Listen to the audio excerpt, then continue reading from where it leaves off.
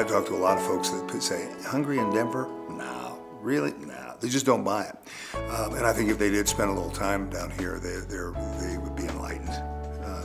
Because there's crises that might not be these, tornadoes, but they're crises within families.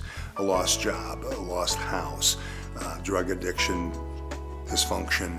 And guess what? That leads to low-income folks and poor folks, and that leads to hunger. And there's a huge hunger need in Colorado.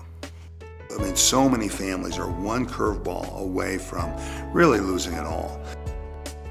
You can always tell first-timers because they're embarrassed about being here. And there are folks that were, one check away from, losing houses and that kind of thing. And we're seeing more of the folks from the suburbs. We have an open boundaries food bank, and so folks can come from wherever. And we're seeing more Anglos and more working families, and the working poor has gotten bigger. That demographic is not what I used to know. That's changed.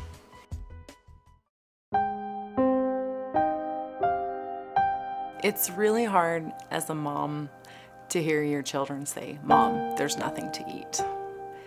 That's a really difficult thing to hear.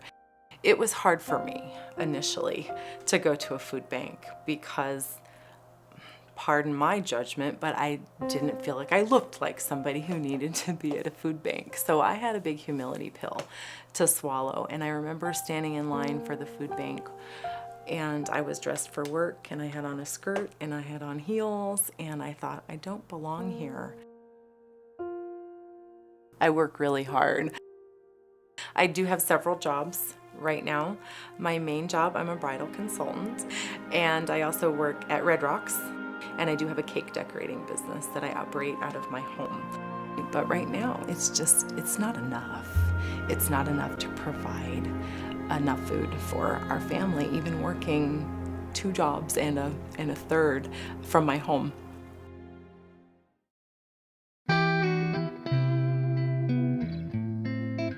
In Douglas County, there's a conception that everyone's a millionaire. And Douglas County is a very well-to-do county. Most people don't recognize the fact that there are over 4,000 kids in the free lunch program in the county. For the most part, we're dealing with middle-class families that in the past, they were always donors to charities. It's very hard for them to come to us for assistance or to come to anyone for assistance. I mean, we have architects and doctors and law enforcement and fire personnel. I mean, this is the people who live next door to you. These are working professionals that their jobs went away. These aren't second-class citizens, these are our neighbors.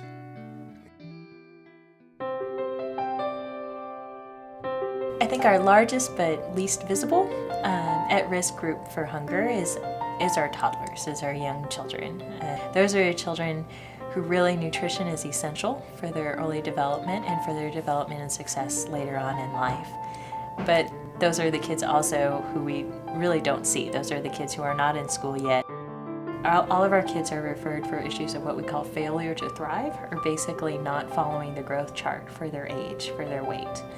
So there's multiple issues that can lead to failure to thrive. One issue obviously being hunger. So we always look for different cardiac issues that can happen with these kids. We always make sure that they don't have a liver enlargement. That can be a sign of having issues. Make sure that their tonsils are not too big, that their lungs sound clear.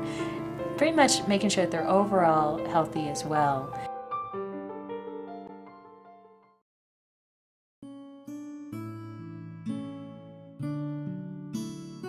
I am a 6th grade teacher at Mulholm Elementary, which is in Jefferson County, Colorado.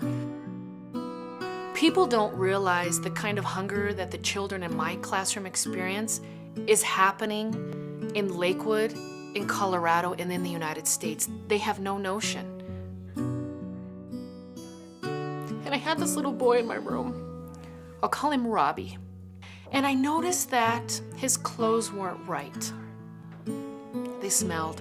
And I noticed that his thinking was off. He couldn't concentrate, he couldn't focus. And I figured out that this kid was struggling not only on an emotional and spiritual level, but on a physical level. He wasn't eating enough.